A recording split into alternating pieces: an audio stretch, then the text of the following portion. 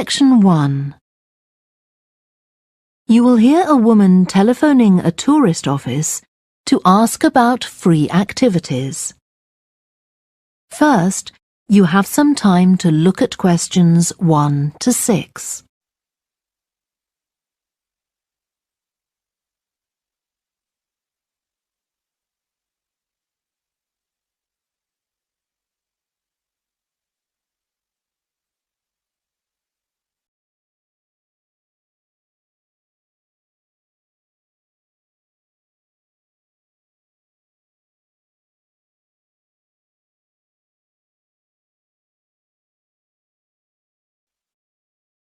Now we shall begin. You should answer the questions as you listen because you will not hear the recording a second time. Listen carefully and answer questions 1 to 6. Good morning, this is Burnham Tourist Office, Martin speaking. Oh, hello. I saw a poster about free things to do in the area, and it said people should phone you for information. I'm coming to Burnham with my husband and 2 children for a few days on June the 27th, or possibly the 28th, and I'd like some ideas for things to do on the 29th. Yes, of course. OK. Then let's start with a couple of events especially for children. The art gallery is holding an event called Family Welcome that day, when there are activities and trails to use throughout the gallery. That sounds interesting. What time does it start? The gallery opens at 10 and the Family Welcome event runs from 10:30 until 2 o'clock. The gallery stays open until 5, and several times during the day they're going to show a short film that the gallery has produced. It demonstrates how ceramics are made, and there'll be equipment and materials for children to have a go themselves. Last time they ran the event there was a film about painting, which went down very well with the children, and they're now working on one about sculpture. I like the sound of that. And what other events happen in Burnham? Well, do you all enjoy listening to music? Oh, yes. Well, there are several free concerts taking place at different times, 1 or 2 in the morning, the majority at lunchtime and a couple in the evening, and they range from pop music to Latin American. The Latin American could be fun. What time is that? It's being repeated several times in different places. They're performing in the Central Library at 1 o'clock, then at 4 it's in the City Museum, and in the evening at 7:30 there's a longer concert in the theatre. Right.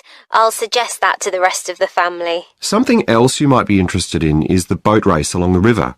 Oh, yes. Do tell me about that. The race starts at Offord Marina to the north of Burnham and goes as far as Summer Pool. The best place to watch it from is Charlesworth Bridge, though that does get rather crowded. And who's taking part? Well, local boat clubs, but the standard is very high. One of them came first in the West of England Regional Championship in May this year. It was the first time a team from Burnham has won. It means that next year they'll be representing the region in the National Championship. Before you hear the rest of the conversation, you have some time to look at questions 7 to 10.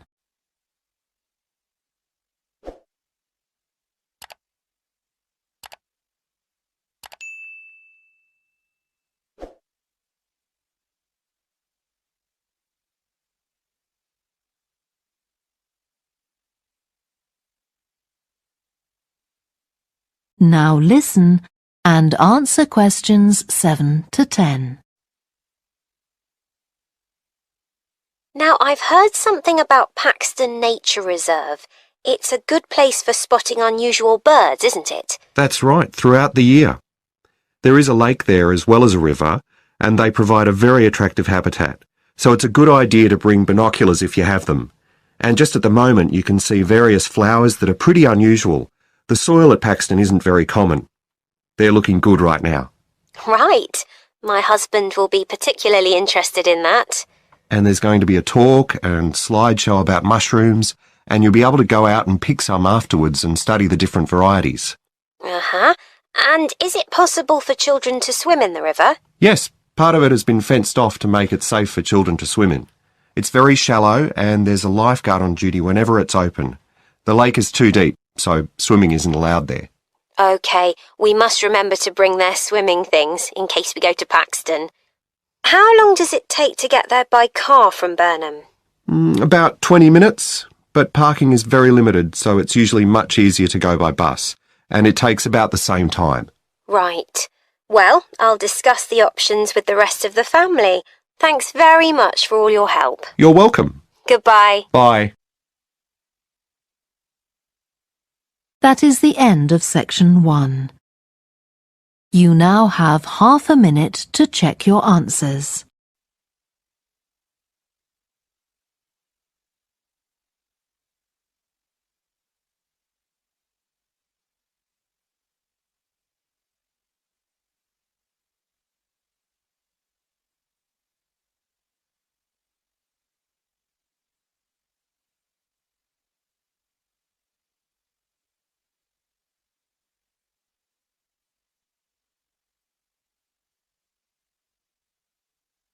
Now turn to section 2. Section 2. You will hear a talk given by a woman called Shona Ferguson about changes in a town called Barford. First, you have some time to look at questions 11 to 15.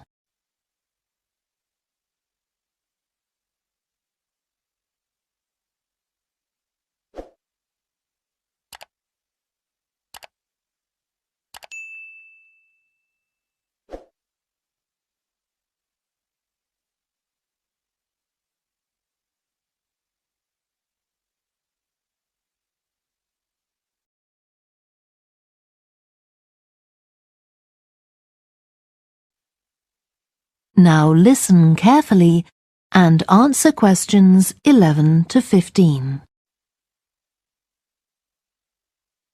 First of all, let me thank you all for coming to this public meeting to discuss the future of our town.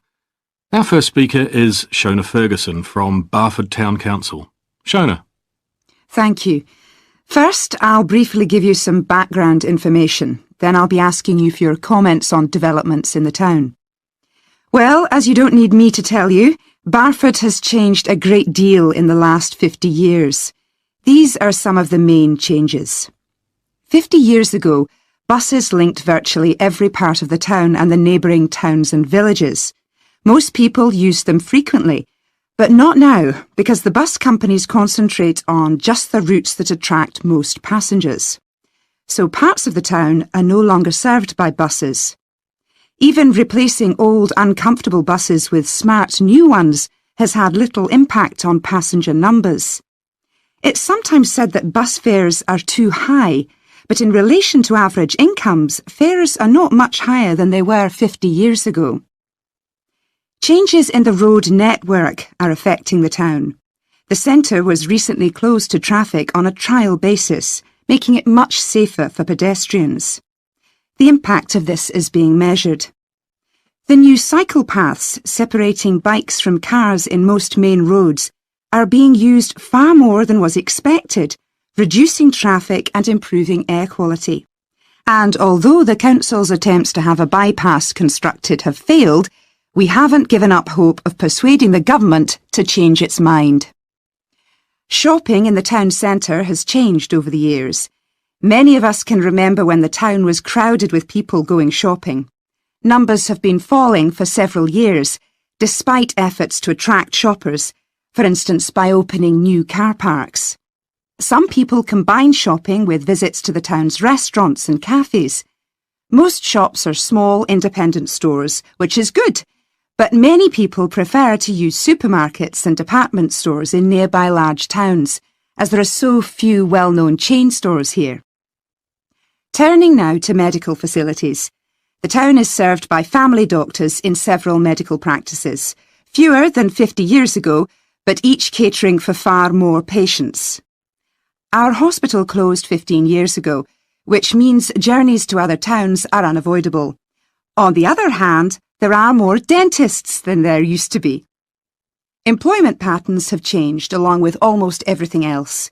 The number of schools and colleges has increased, making that the main employment sector. Services such as website design and accountancy have grown in importance, And surprisingly perhaps, manufacturing hasn't seen the decline that has affected it in other parts of the country. Before you hear the rest of the talk, you have some time to look at questions 16 to 20.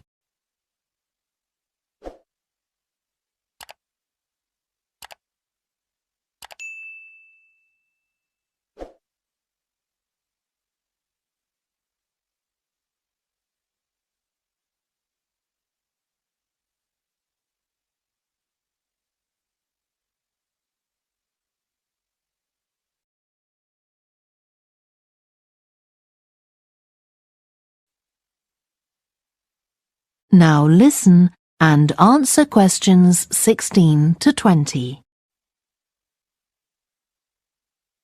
Now I'll very quickly outline current plans for some of the town's facilities, before asking for your comments. As you'll know if you regularly use the car park at the railway station, it's usually full. The railway company applied for permission to replace it with a multi-storey car park, but that was refused. Instead, the company has bought some adjoining land, and this will be used to increase the number of parking spaces.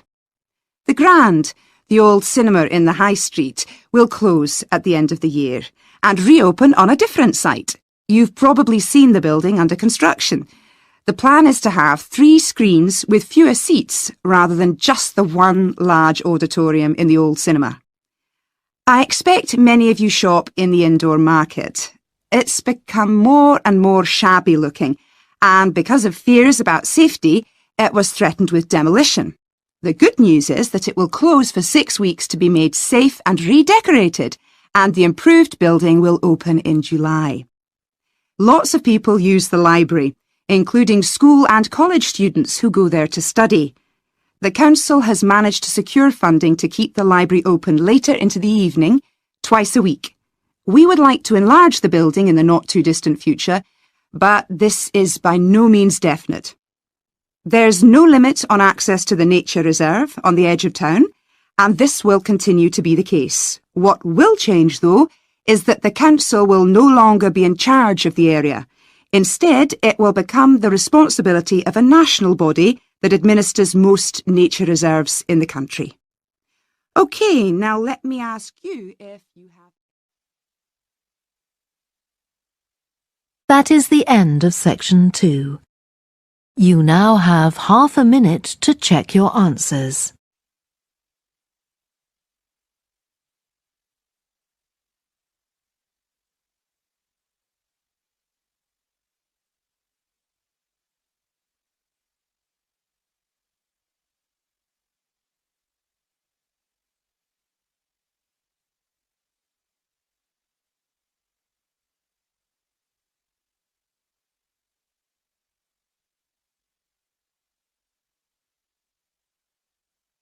Now turn to section 3. Section 3. You will hear 2 students called Helen and Jeremy, who are studying creative writing, discussing a project for their course which involves writing and illustrating stories for children. First, you have some time to look at questions 21 to 26.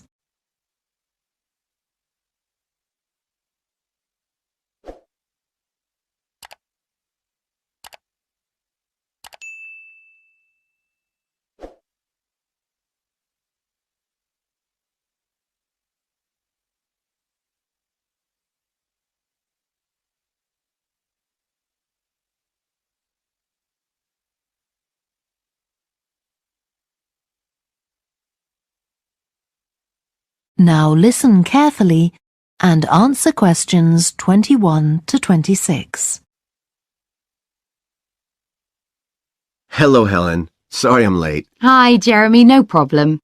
Well, we'd better work out where we are on our project, I suppose. Yeah, I've looked at the drawings you've done for my story, The Forest, and I think they're brilliant. They really create the atmosphere I had in mind when I was writing it. Oh, I'm glad you like them. There are just a few suggestions I'd like to make. Go ahead. Now, I'm not sure about the drawing of the cave. It's got trees all around it, which is great, but the drawing's a bit too static, isn't it? I think it needs some action. Yes, there's nothing happening. Perhaps I should add the boy, Malcolm, isn't it? He would be walking up to it. Yes, let's have Malcolm in the drawing. And what about putting in a tiger? The one that he makes friends with a bit later. Maybe it could be sitting under a tree, washing itself. And the tiger stops in the middle of what it's doing when it sees Malcolm walking past. That's a good idea. OK, I'll have a go at that. Then there's the drawing of the crowd of men and women dancing. They're just outside the forest, and there's a lot going on. That's right. You wanted them to be watching a carnival procession, but I thought it would be too crowded. Do you think it works like this?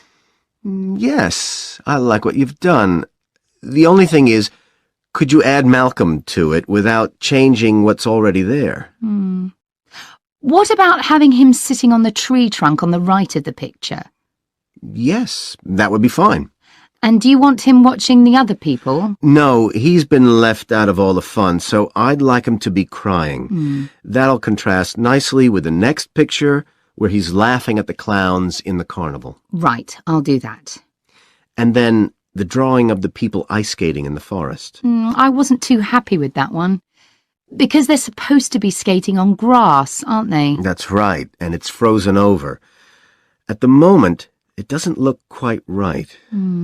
I see what you mean. I'll have another go at that. And I like the wool hats they're wearing. Maybe you could give each of them a scarf as well? Yeah, that's easy enough. They can be streaming out behind the people to suggest they're skating really fast. Great. Well, that's all on the drawings. Right. So you finish writing your story and I just need to finish illustrating it, and my story and your drawings are done. Before you hear the rest of the discussion, you have some time to look at questions 27 to 30.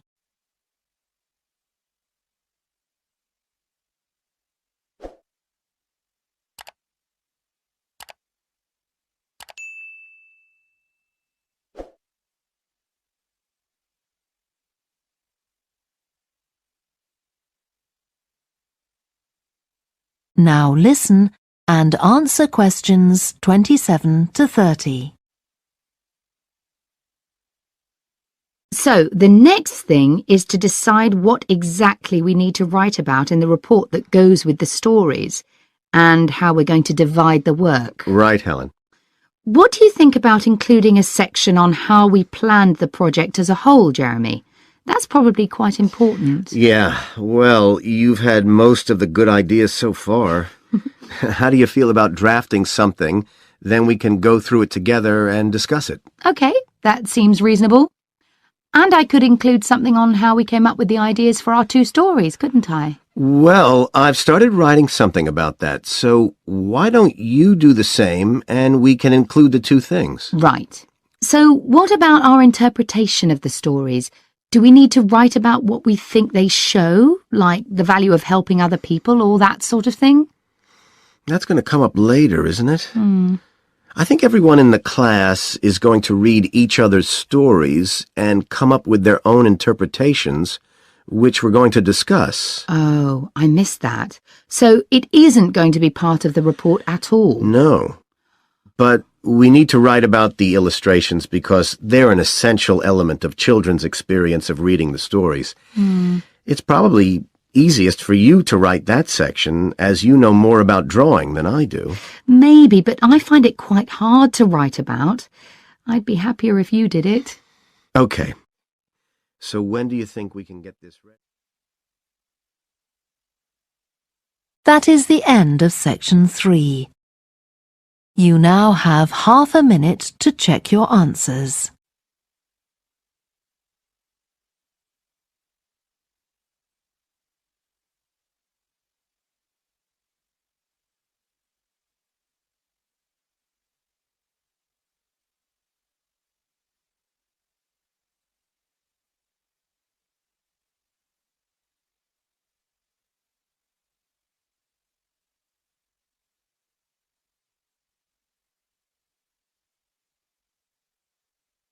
Now turn to Section 4. Section 4. You will hear part of a lecture to business students about the use of one particular type of research known as ethnography. First, you have some time to look at questions 31 to 40.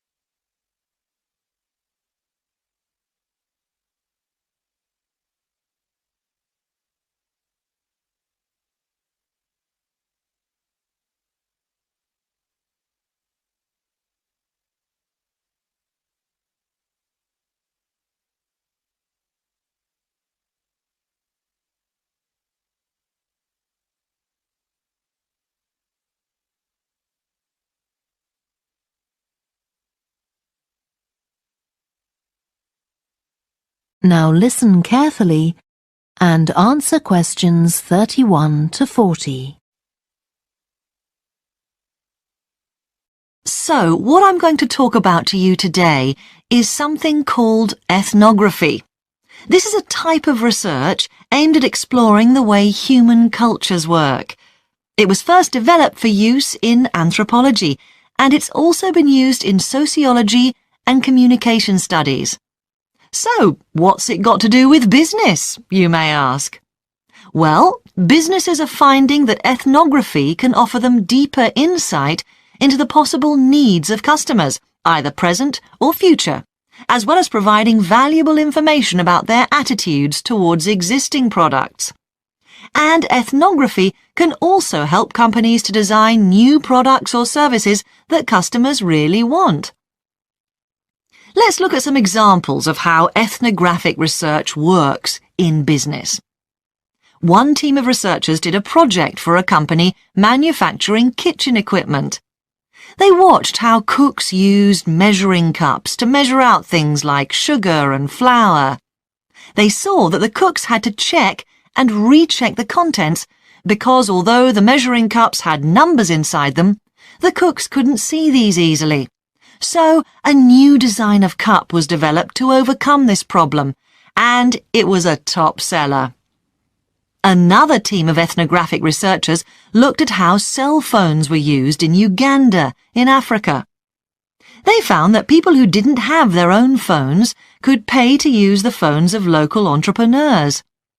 Because these customers paid in advance for their calls, they were eager to know how much time they'd spent on the call so far. So the phone company designed phones for use globally with this added feature. Ethnographic research has also been carried out in computer companies. In one company, IT systems administrators were observed for several weeks.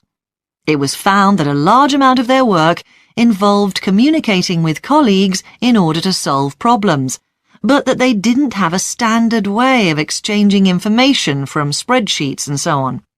So, the team came up with an idea for software that would help them to do this. In another piece of research, a team observed and talked to nurses working in hospitals. This led to the recognition that the nurses needed to access the computer records of their patients no matter where they were. This led to the development of a portable computer tablet that allowed the nurses to check records in locations throughout the hospital. Occasionally, research can be done even in environments where the researchers can't be present. For example, in one project done for an airline, respondents used their smartphones to record information during airline trips, in a study aiming at tracking the emotions of passengers during a flight.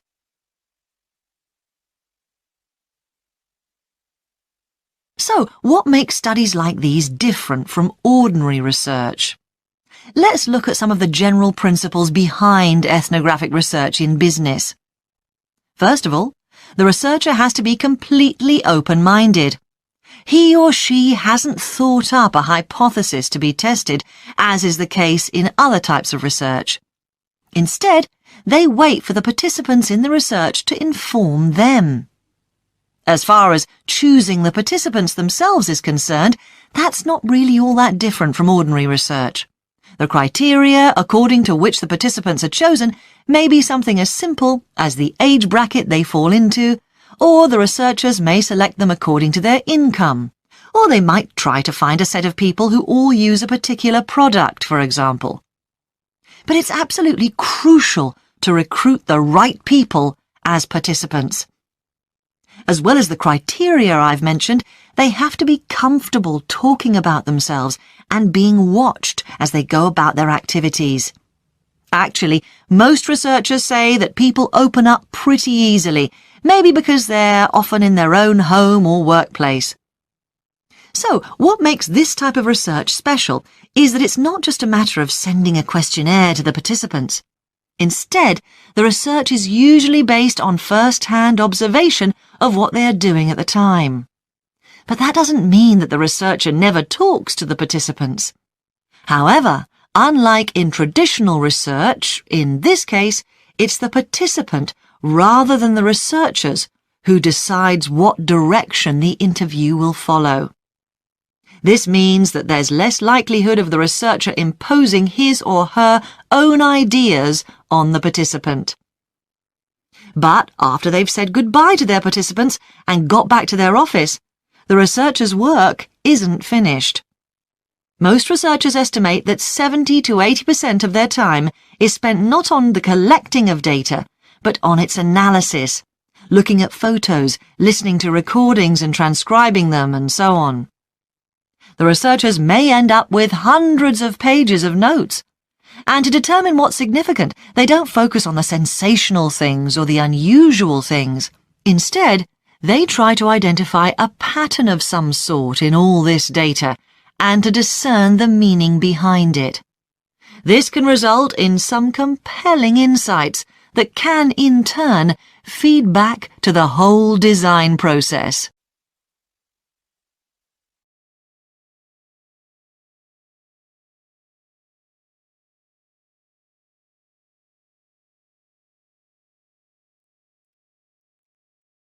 That is the end of section 4.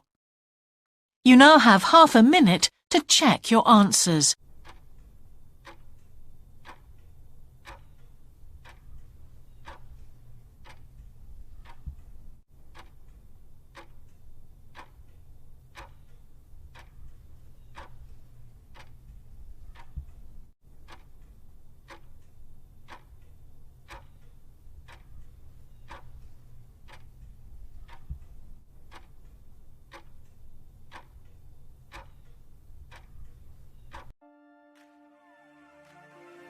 That is the end of the listening test.